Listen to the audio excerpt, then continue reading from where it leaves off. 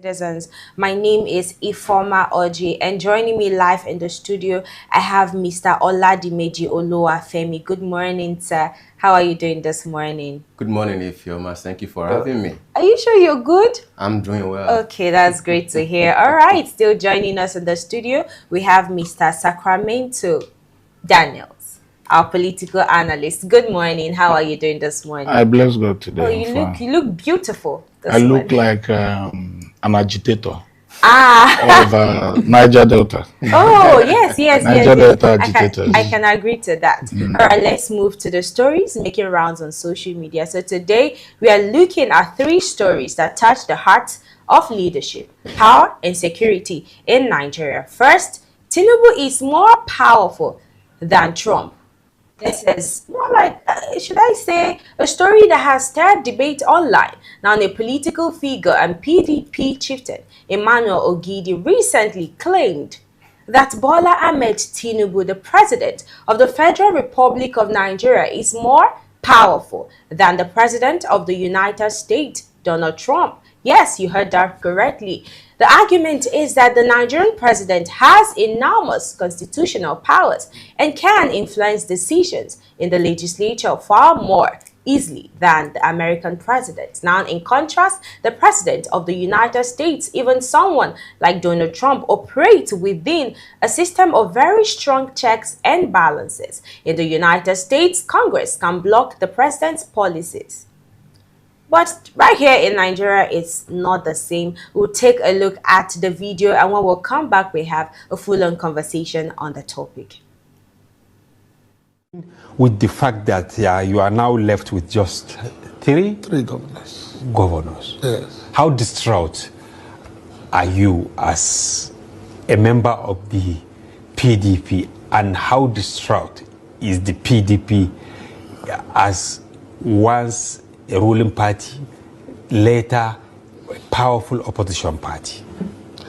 It's very sad. Very sad when you see your fellow party men, those you have shared jokes with. I remember the last time we were discussing, we wanted to have our 100 NEC meeting.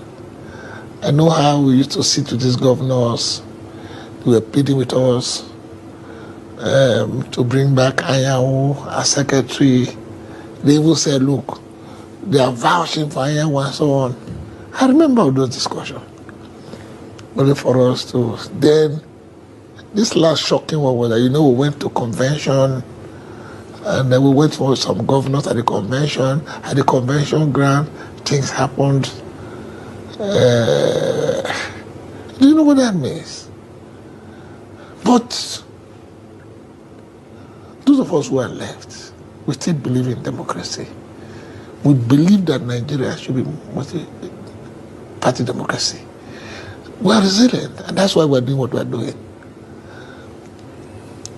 Whatever has happened to them, we cannot say, but they keep saying that it's because of their state. That's what they have said now. We'll leave them to that.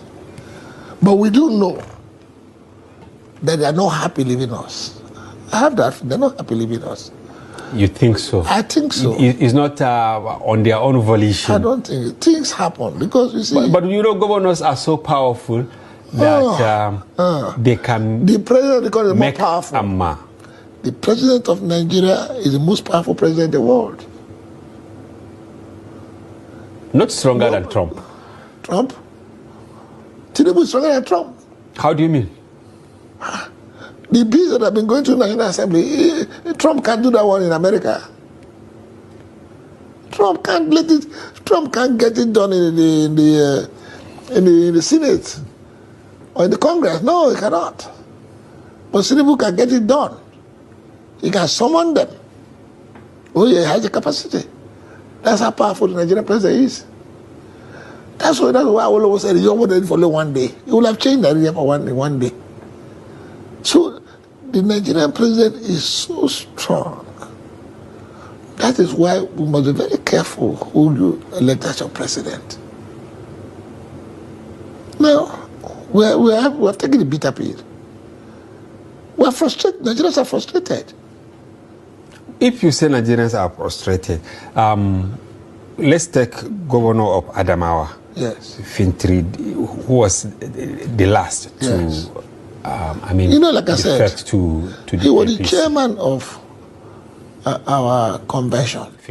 Now, the video we just saw right now is the video of the chieftain of PDP, Emmanuel Ogidi, coming out to say that the president of the Federal Republic of Nigeria is way more powerful than any president in the world, including Donald Trump. Now, we know that since 1999 or the 1999 Constitution, that the president have the power to enact a lot of law. The president is in charge of the ministers. The president is in charge of INEC, appointing INEC chairman. The president is in charge of the heads of federal agencies. The president is in charge of service chiefs and the rest of them. But when it comes to, you know, other presidents, for example, Donald Trump, he has to go through a lot of checks and balances. He can't just enact laws like that, unlike our president. Now, let's start the conversation. And I'll be starting with you, Mr.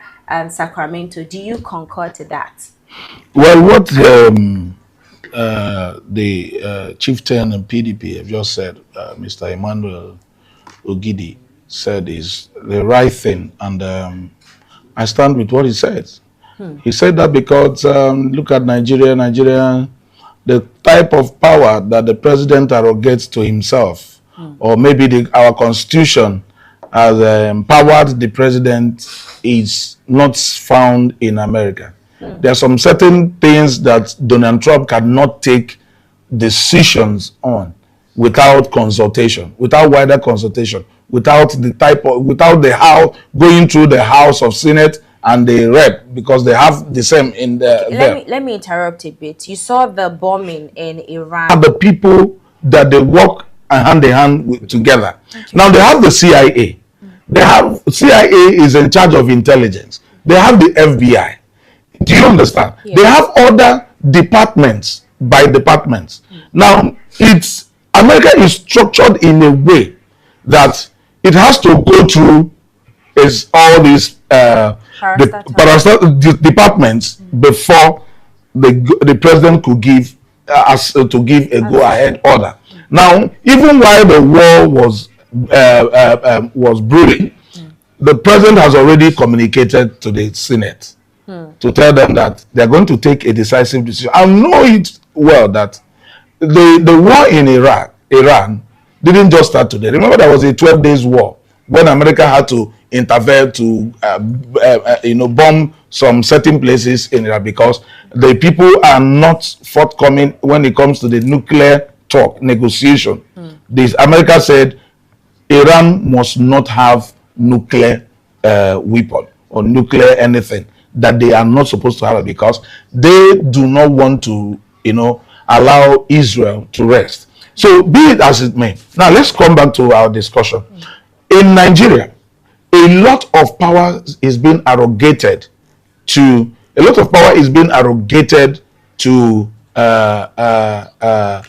the president, and which is not to be so.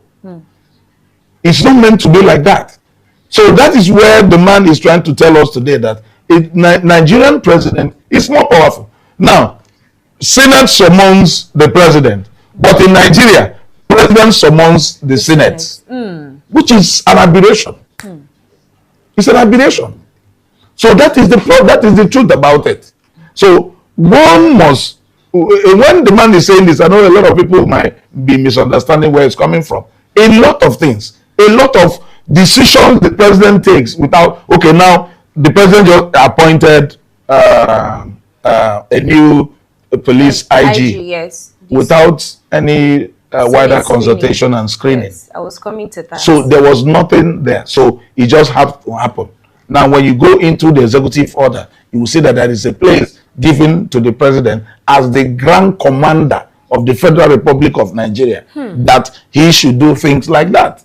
So part of the problems we're having in Nigeria today is our constitution. The 1999 constitution of military, instead of having a democratic constitution, the likes, because this was part of the things that the Jonathan's administration wanted to change. That was where they have YC report, some of YC report where he gathered them to make some changes in the constitution. All right, if I can hold your thought for now on this particular 1999 constitution, let me see if I can get some information from Mr. Oladimeji. Now, do you think, Mr. Oladimeji, that it is good for democracy to kind of hold when we have so much power concentrated in the executive?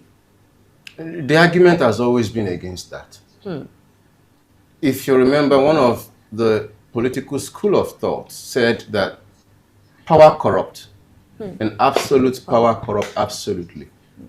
So when you will enormous power, for example, you have the power to wake up one day and declare a state of emergency in a state where a governor is democratically elected. And that is excess, an abuse of your powers. Yes. But we live in a peculiar state where Comrade Sacramento was speaking about, the constraints that the American president must go through even before arriving at his own decisions, or before his decisions are verified or allowed to be executed. Yes. Now in Nigeria, we do not have that practice, and that leaves, the lacuna for any president part-time to, excessively abuse this power. Take, for instance, the current dispensation. You have a National Assembly that is completely dependent on the executive. And when you have such situation, framers of democracy had the idea, the foresight, that powers can be abused. And so they created checks and balances. Yes. And that is why we had these three arms of government checking each other. National Assembly as watchdog and oversight over the executive, while the judiciary interprets, the arguments that may arise between the two of them. But what we have in Nigeria is the president controls all levels of power, and this is a wrong abrogation of power.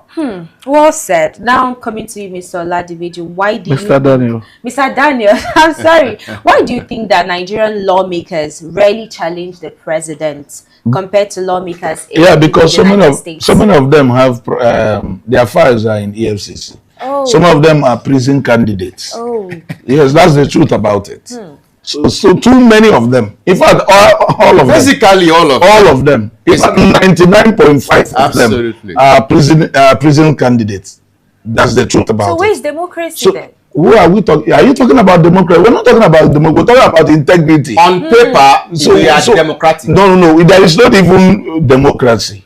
What we are talking about integrity. See, the problem here is that people don't tend to understand the difference between integrity and being democratic. Do you understand? Yes. You ought to have a quality integrity for you to practice democracy. Yes. That's the truth about it. That is why when you look at a Japanese fails you, he will almost commit suicide, take his own life. That is integrity. You do business with a Chinese, proper Chinese, not the ones Nigerians has gone to corrupt. If he fails, you are going in. Do you know how many a Chinese president that has been killed because of corruption? They don't spare, they kill. Because the system says you are going to die by hanging. It is in China, they practice it. Yes. Till date. But it is only in Nigeria that you are corrupt. Then they will give you president or governor. Even when you have gone to prison. Quite concerning. So you see now that we lack integrity to practice democracy. That is the difference. Because the executive is holding them to ransom. Everybody is involved in this matter. Because if there is integrity, you will find out that the level of democracy we are practicing would have even superseded the one that the Europeans and the Americans are practicing. It is because we lack that integrity. It is because there is no integrity. That is why you could see everybody, the president wants to arrogate powers to himself. How many presidents have been probed ever since they left office? in Nigeria. Maybe they no, there is immune system. There is an immunity. Yes, but after immunity power. after office. Yes, there's immunity after office. That's why they can't. Opened Goodluck's book of recent. Who prosecuted You can him? describe that as political scheming. Has he ever seen any Obasanjo? Right? Obasanjo to date has been calling people in the House of Senate they are thieves. How many persons have opened the book to say Obasanjo is corrupt here or there? How many times have you seen them invite him in court? We've even heard cases of the late president of Nigeria, the former president, that they would have opened his own files. So he was still who is the person that will open it? That is number one. Good question. Who will open it? The judge that want to open it, he has skeleton in his cupboard. Or perhaps he was appointed really, by... Or he was appointed by so where's the integrity? All right, still talking on this issue, I saw a certain interview on Arise News from the whole commentators, or should I say the pronouncement was coming from a member of the Patriots, Mr. Akin Fahopunda. I don't know if I got his name. Fabunde. Thank you so much for correcting me. Now, he said that the president is handling a lot of responsibilities, and as such that he is doing his best. No, it seems as if we are antagonizing the president too much, that we are always complaining about inflation, we are complaining about insecurity, literally the economic hardship generally. So it seems maybe he's trying to say that we should cut the president some slack because he has a lot on his shoulders. Of course, we need to cut him some slack. Yeah, the killings are too much. Okay. We should cut him some slack. On the program yesterday, I described how many had died within 24 hours. Between 164, 62 and 200 died between 24 hours, between 2 days ago and yesterday. Now, there is someone who calls himself a patriot because if you ask him, if you ask the chieftain today, if you ask Chief Akim, who are you? What kind of Nigerian are you? So I'm a patriotic Nigerian. And now your insensitivity towards the plight of Nigerians is completely zero. It's high. You are insensitive to the plight of Nigeria in both to their security plight, to their economic plight. And you are asking us to cut someone that, in quote, I'm always very uncomfortable speaking about mandate and this current president because I know that there was no mandate reposting him. So, you are telling us Nigerians who are dying every day, you're telling Nigerians who suffer economic brunt every day to cut a man that has been saddled with responsibility, sole responsibility of the protection of lives and property and provision of safety, and at the same time basic amenities. So what slack exactly is Chief Akim asking for? Because he has a lot on his shoulders. He equally kind of campaigned. There is enormous responsibility on that office. If you are not ready, don't take it. Step down, or you step down too. But there are other concerns of his. He said that we should, or the presidency, he wrote a letter to the presidency that he should try as much as possible to decentralize power, that we have culture and we have language, and that we have different ethnic groups. We have Hausa, we have Igbo, we have the Yorubas, and that these people should be allowed to govern their people because they understand the language of their people. So let's talk about now decentralization of power. What he's trying to say is for people to move back to regional governance. And going back to the Western province, the Eastern province, and what my view. Now, this was part of the confab in 2014 that was brought on board, and Jonathan was about to decentralize power to the people, and that's pure democracy. But let me tell you, like I said, that's been an issue. You see, the problem of leadership in Nigeria today is because we lack people of integrity. With the people we have now are hawks. The level of people we have everywhere are people that do not care about the people. They only come to do wishy-washy in our presence, and deep down inside them, they don't care. The first question is, how did insecurity come on board? insecurity we are talking about today, talking about terrorism and banditry, we are people that was brought on board to destroy the leadership of Goodluck Jonathan. Now, they fail to realize one thing. That is why integrity is number one thing. It's principle. It's principle. Now, they fail to realize that Jonathan has only 8 years to stay. Now, when he leaves, will you be able to take back those guys you brought in that have known the taste of money? No. That was how the escalation started. Now, when their brother came on board, President Buhari came. Instead of, trying to fight, he didn't, his body language didn't do that early enough. Yes. And they started spreading and became what they were. Now, our leadership, most of the times, they close their eyes to the basic things they needed to do. And they start pursuing shadows. Ever since 2 years now, all we have been hearing is 2027. Now, nobody has called to know, how do we shut down our borders? Because these people that are coming into infiltrating us are coming through borders. Yes. Our borders are porous. This is where this terrorism has gained ground. How do we stop this? How do we make this better? No. Everybody is fighting party, trying to move from one party to the other. These were part of OYC, because that OYC, Mohammed OYC was given the power to go and electoral reform in 2008. Do you get this? Yes. So these people who have been trying to strangle Nigeria will not allow real people to come on board. So that is the reason. Now, presidents that comes in, instead of getting the right set of people to work with you and place yourself on a mandate. But if he ran with it, no. Let me tell you. Hope. No, you see, when you say renewed hope, renewed hope is a mantra.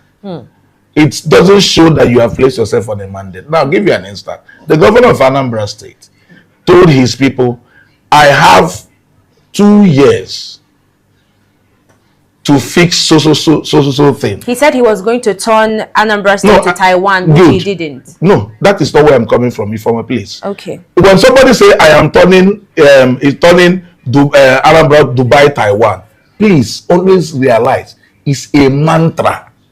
The way we talked about renewed hope. So we should not hold him accountable for that. That is not what we are saying. Okay. Just follow. It is a mantra. Somebody said, do you understand? You say you have a company and you say the motto of my company is so. That is what the governor of Anambra said. Okay. That is the truth. So when he said, I'm going to turn Anambra into Dubai, Taiwan, it is and which he has achieved. I don't. If I read this achievement, we will not finish what we have here. No, please, so I don't want to go there. You don't need to read this. Fine. So what I'm trying to say is that this man placed himself on a time frame. That every mandate should have a time frame. And that is what he did with his commissioners. He took his time. He had to bring in Obio Pereseleze and some other Femi, what's this man, the husband of Tara, Fela Durotoye. He brought people like this to set up things to ascertain people who wants to work with him. Now he's placed them on a time frame because his own mandate has a time frame. Now, I'm not saying on your mandate we shall start when there is no time frame. You get two things I've said now. You have to have a vision. You have to have a mandate. You have to have a time frame for that mandate to be achieved. All right. Now, all you see, the time frame they want to achieve is 2027. All right, but I think maybe to a very large extent, this whole time frame should be imbibed in the Constitution. And I'm talking about the Constitution now. I'm coming to you, Mr. Oladimeji. Do you think that the 1999 Constitution needs to be amended so that we'll have the independent bodies functioning independently without infiltration of the executive? Listen. That constitution is a scroll I used to describe as the devilish scroll. It's a constitution that has allowed many politicians to abuse power today. That constitution. In fact, my mentor will say that the best constitution we've had as a country was the constitution of the 1963 constitution. The 1999 constitution amended was just a verbatim draft taken by some military men Abacha, who pulled off their uniform, wore civilian attires, sat in one room, and edited a decree. This constitution we are using today was a decree that was edited and amended into a democratic constitution. And all of the problems we are having as a country stems from this constitution. And we cannot make arguments, substantial arguments, that we change our socio-political space for good based on this constitution. If you ask me, I would say that we go back to the Oronsanyas document, report, the confab report. And, this was what APC campaigned on. Exactly. In 2015. They wanted to restructure, what do they call it again? What is this? The restructuring started. Yeah, they wanted to restructure Nigeria. So that we go back to a kind of parliamentary system that every region grows at their pace. And then there is healthy competition amongst the region. But every time any political party uses that, to make Nigerians, they get to office and do the opposite. I'm still looking for that, political party that will clinch power tomorrow and sit on that restructuring, because I know that that is the only way to go in this country. You must set up an healthy competition where region uses their own resources to grow themselves, and they donate a fraction to the center for operational duties. So the president can take ceremonial functions and leave, regional governors, leaders to manage their regions. But some will argue that, are we not going to have the same people at the center, disintegrate themselves to our region? But I would say no. When you have something small to manage, your eyes go to reach out. Yes, that's true. All right, well said, Mr. Oladimeji. Now let's move over to our second story for today, and we're moving over to Abia State, still on the topic of governance. Now, the students of Abia State protested poor learning conditions. They recently staged a protest over what they described as poor learning conditions in their school. According to reports, classrooms were in bad shape, learning facilities were inadequate, and the students decided they had enough. Now, during the protest, they confronted the governor, Alex Oti, who reportedly responded immediately by approving their request. Reporters say this shows a responsive leadership, a governor listening directly to the people, but it also raises an important question.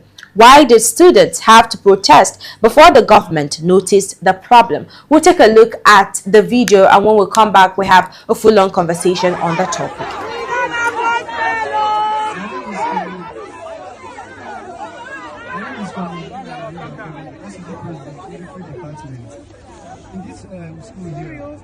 Are suffering a lot. Like the basic amenities, we don't have it in the school.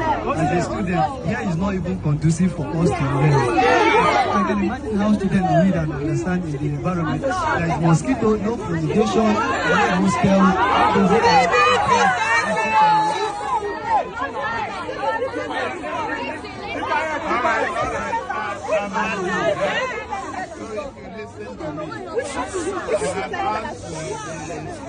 Advisor on health, Dr. Ngozi Azogo, to come back here. So all these things you have said now, I've taken note of them. Okay. And the issue of life is a small problem. We will solve it by next week.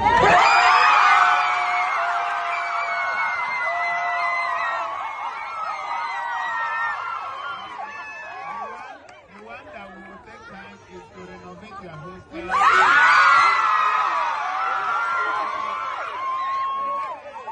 Let me also thank you again children have stopped. So what the lesson is that you must insist. Insist on your right. So by next week you will have power here.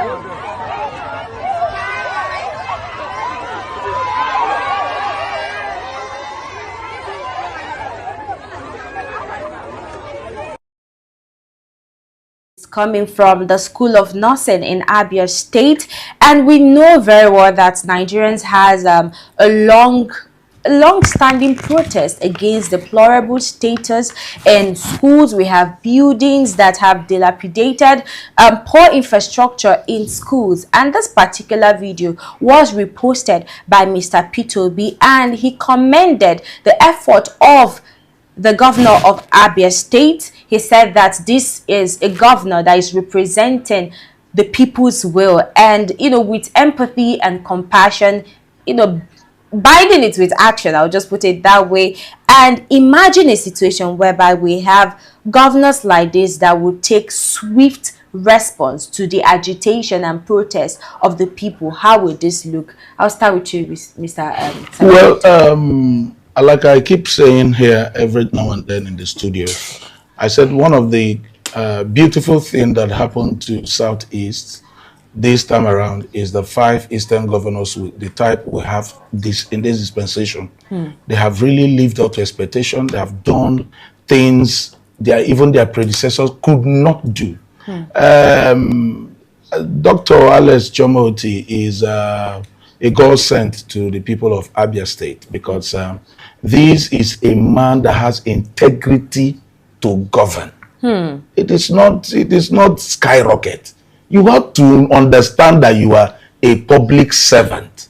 Now, when you go to the antecedents of biography of Alex Chomoti, you understand that wherever he goes to, he's a crisis manager.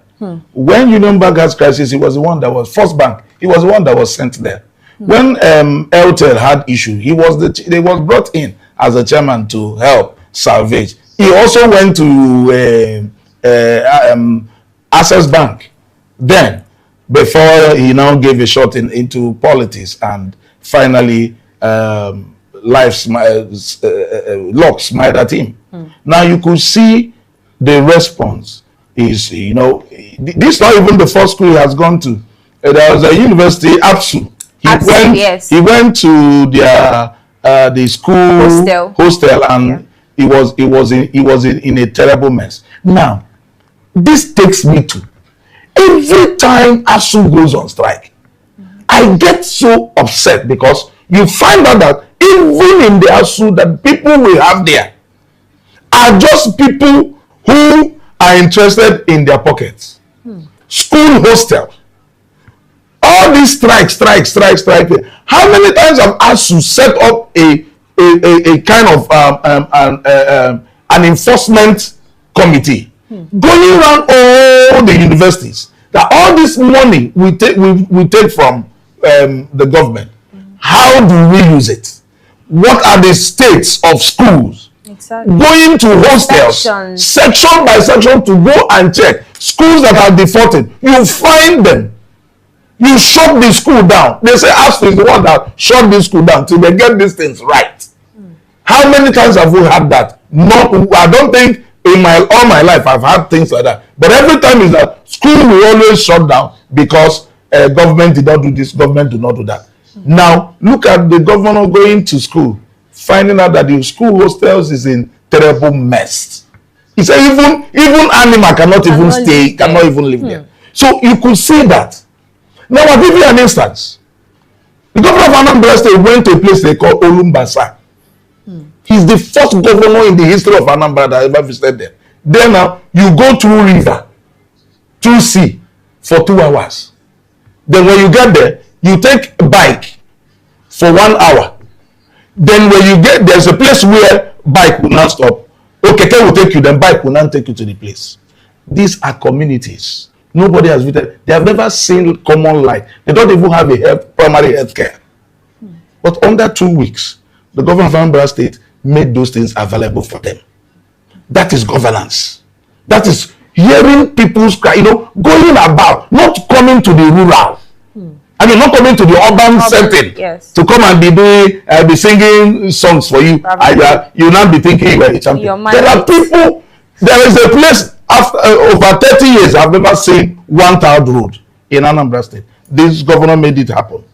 The second elderly man comes up every morning to go and check if the tiled road is still there every morning, because it's the first time he is seeing it. So what I'm saying is that this a man, Alex Oti, has come to change. I don't know if you have visited Aba recently. I was there in January. No, I have not, but I have. I have there. I saw the transformation.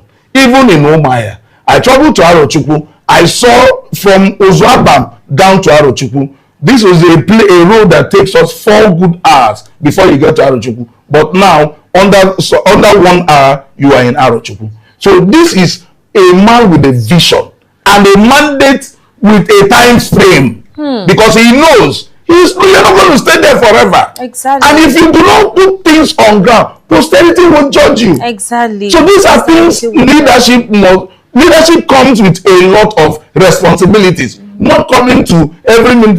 How many times have you had Alex Oti talking about his second tenure? How many times have you had him talk about it? I mean, people have already enjoyed. People are the ones saying, but he's busy doing his job. Exactly. Just this morning, I saw the airport that he's building. I saw what the runway there is on the runway right now. So you could see people who have mandate to deliver, not coming there because politics is just to settle yourself and settle your cronies. That's not it.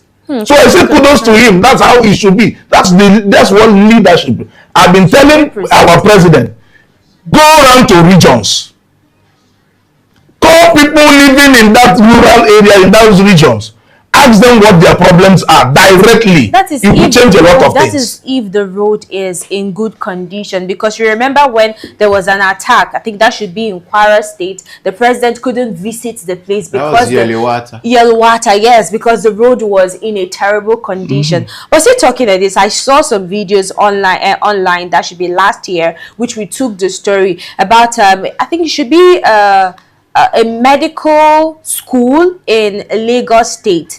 We saw the video how there were bushes literally everywhere, that even animals, I believe, cannot even survive and function in such an environment. And that is the deplorable, situation or condition the school is left with. And they're expecting students to function and be leaders of tomorrow in such an environment. But, we commended Governor Alex Oti for, acting swiftly to their agonies and yes, the protests. But there is an underlining message here.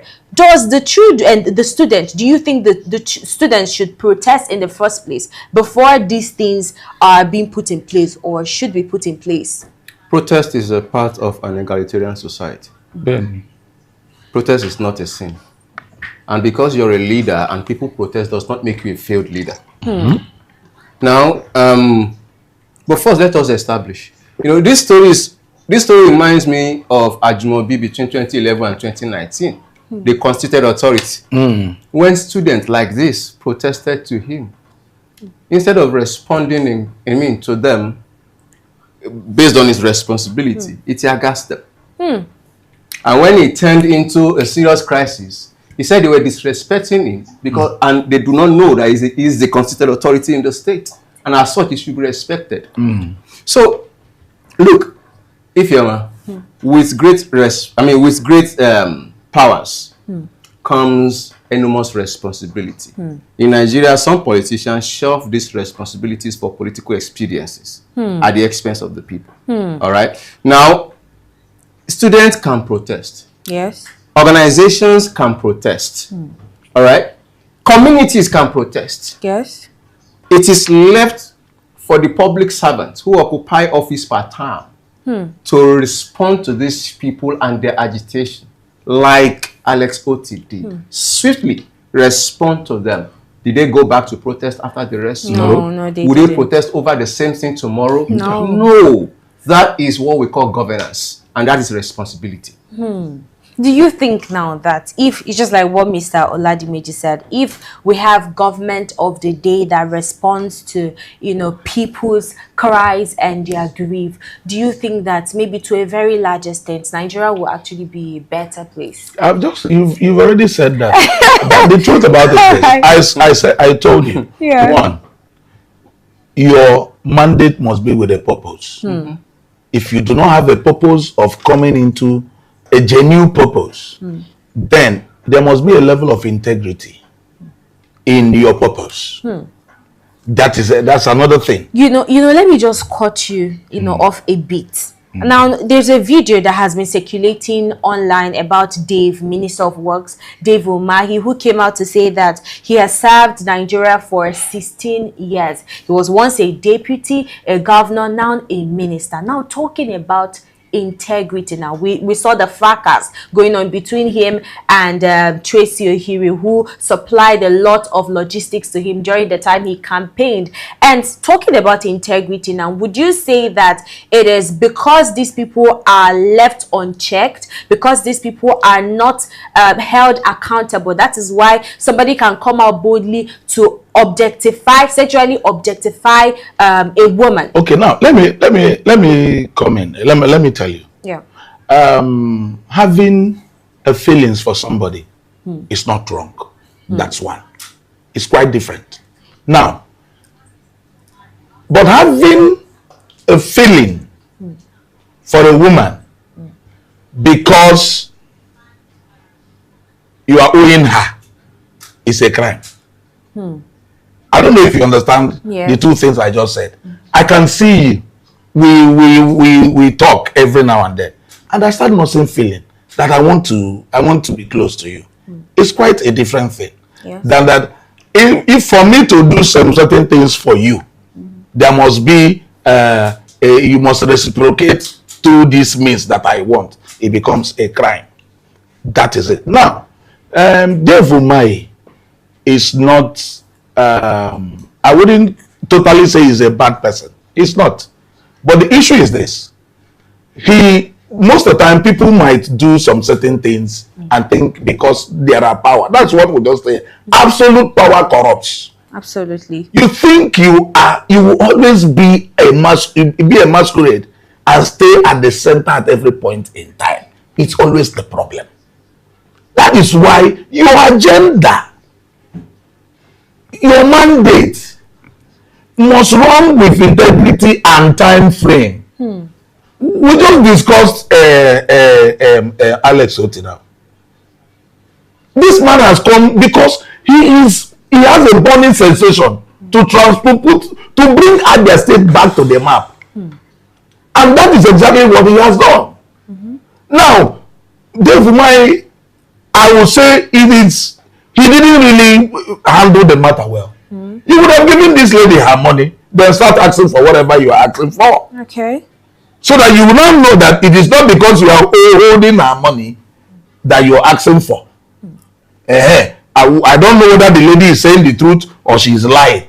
Because when things come out in public, people will always make it look very, very interesting. But let's argue from the point of view where the lady has said that and brought some evidences. All right. So I was thinking, then another thing, somebody said something that, you see, people who call themselves Oga Boys would have gone around and give that lady her money without even, when they have seen these things that this lady. But he is a governor. He should be able to set. He has left power.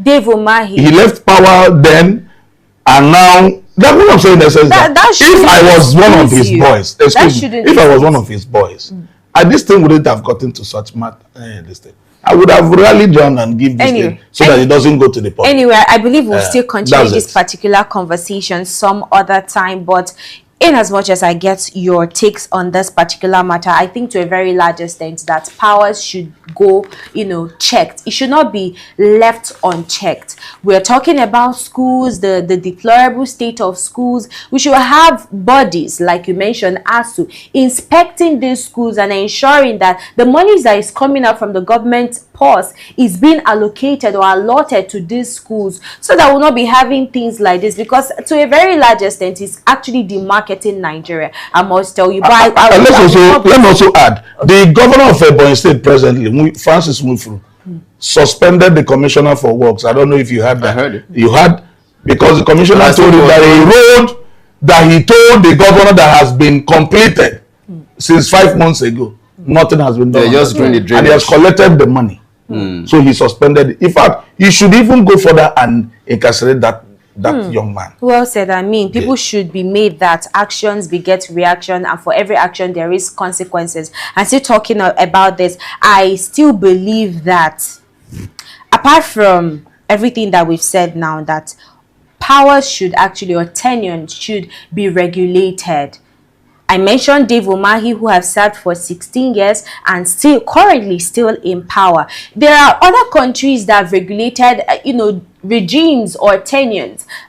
It shouldn't supersede like 8 years, but we still have Nigeria. We have people like David Mark, who have served Nigeria for a very long time, still in the system. We have people like even the president that have served Nigeria before, but still in the system. We have David Mark, and we have the Senate of the Senate president of the National Assembly still in power, not giving opportunity for other people to equally shine. But let's talk about the third story, which is a new warning is raising serious questions about the future of young people in our country. Now, according to reports linked to the World Bank, Nigeria may be headed towards a major youth unemployment crisis by the year 2030. Now, if urgent steps are not taken to create jobs, the warning has sparked intense debate, especially as the country navigates economic reforms under the administration of Bola Ahmed Tinubu. But what exactly does this warning mean, and how did Nigeria get to this point? Mr. Oladimiji, how did Nigeria get to this point? Simple. We got to this point because there is something we call microeconomy and macroeconomy.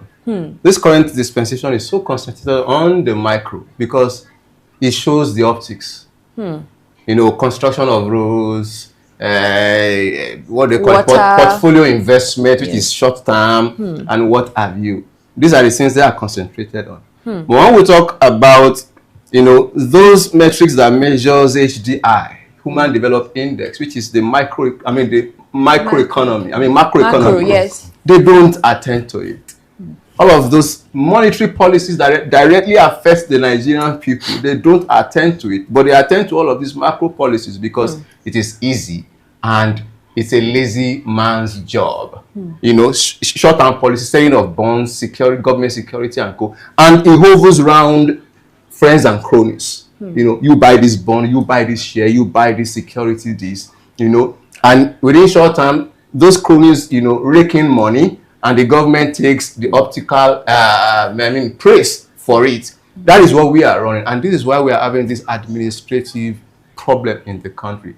It does not matter how much policies, deliberate policies that Tinubu will roll out right now, in as much as they remain macro, the problem will persist. Well said. Now, the president one time, that should be last year, towards the middle of last year, he came out to say that the economy is now stable, that the reforms is now working. But if reforms are working, Mr. Sacramento, why is it that we still have out of school children? Apart from that, why do we still have skyrocketed unemployed youth? Okay, one of the issues I see, it's insincerity. Insincerity of purpose. The people, the finance, the CBN, the whatsoever have you, are bent on, like Mr. Ladme said, they are bent on building on optics instead of realities. Now, when we talk about Nigeria will still face a serious unemployment. Yes. It shows that the president and the governors of the 36 federations are not doing enough. Okay. Yet, because you can't single out the president. They go to share allocations every month. And ever since in the history of Nigeria, this is the dispensation where the allocations that have been given to governors are the highest so far in the history of this country. Now, the question is, how do governors assist to solve unemployment? Because it has to go down to every state, nooks and cranny. People that we're talking about, the youth we're talking about, comes from particular regions, particular states.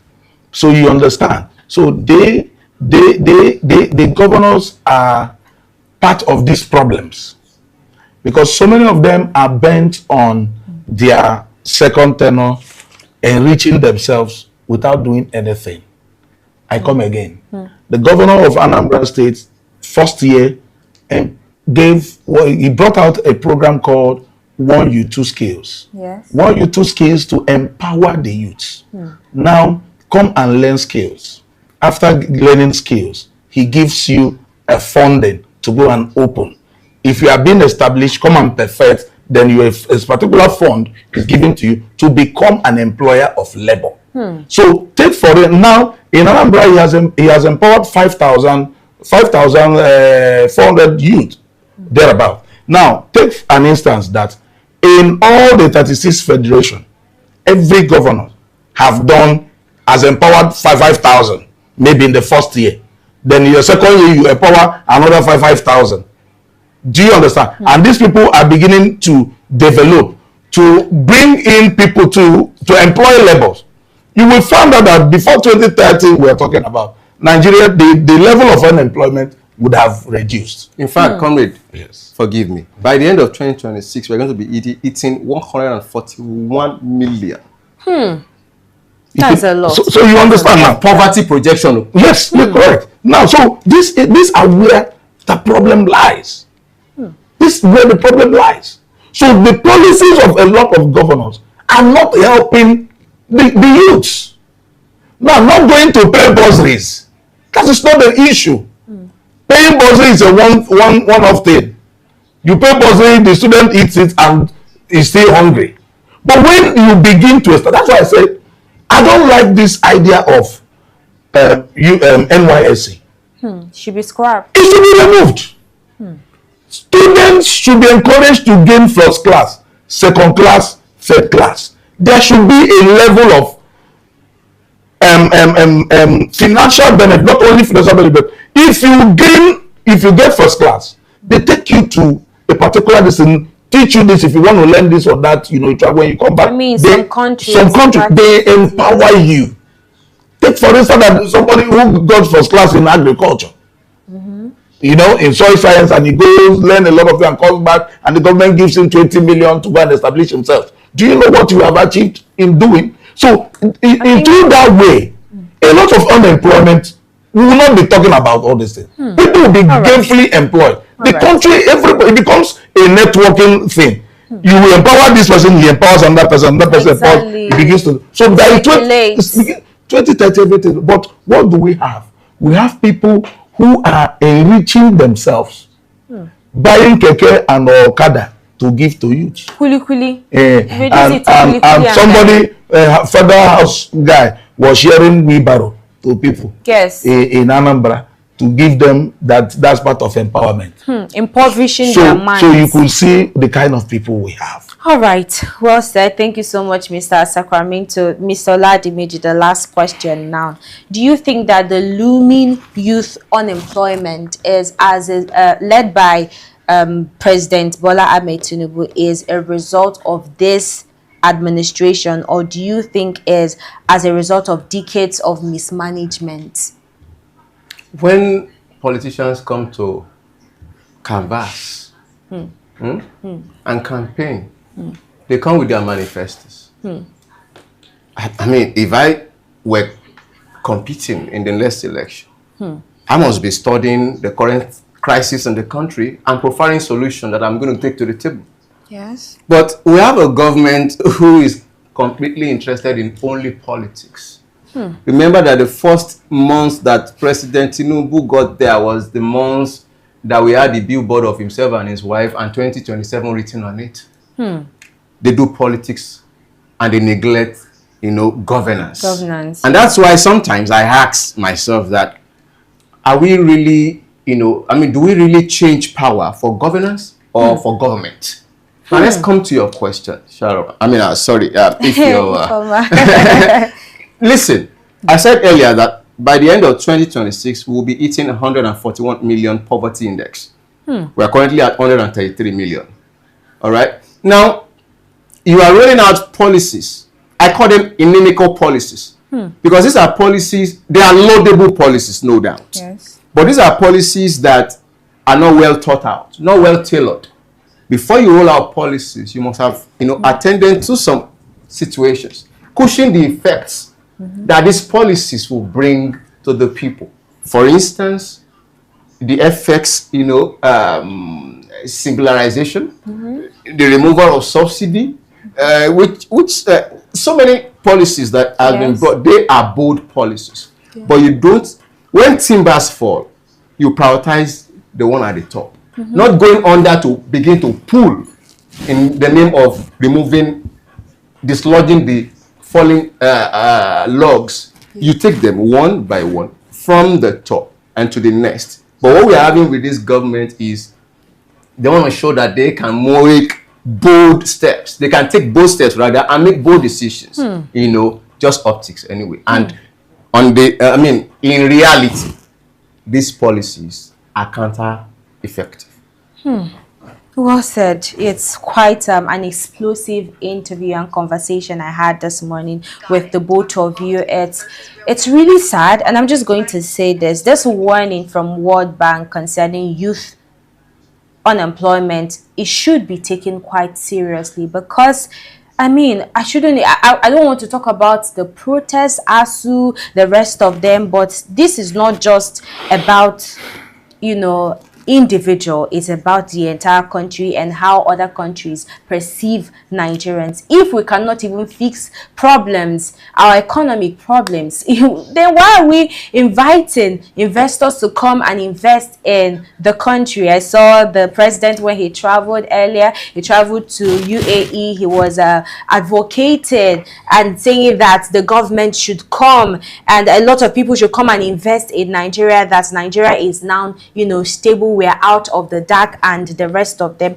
I think a lot of things need to be put in place in Nigeria. If we have growth of industries, if we have supporting, if we can support these entrepreneurs, people that are done with school, give them, just like what Mr. Sacramento said, if you studied agriculture and you got first class, you emerged first class, there should be a plan from the government for you, because it should move, it should circulate. If one person should be able to empower, if the government empowers one person, it will definitely move down. You see other people supporting and helping other people to grow. But I think this is where we are going to call it a wrap on Morning Pulse right here on Active Citizens. Thank you so much, Mr. Sacramento and Mr. Oladimeji, for lending your voice to the cause of this conversation. And to you, our VVIP watching, thank you for always watching Morning Pulse as the hot and evening parliament. We see you, we love you, appreciate you. However, if you're yet to like, comment, share and subscribe, the time is now. Do it. We see you, we appreciate you once more. But till we see you in the afternoon for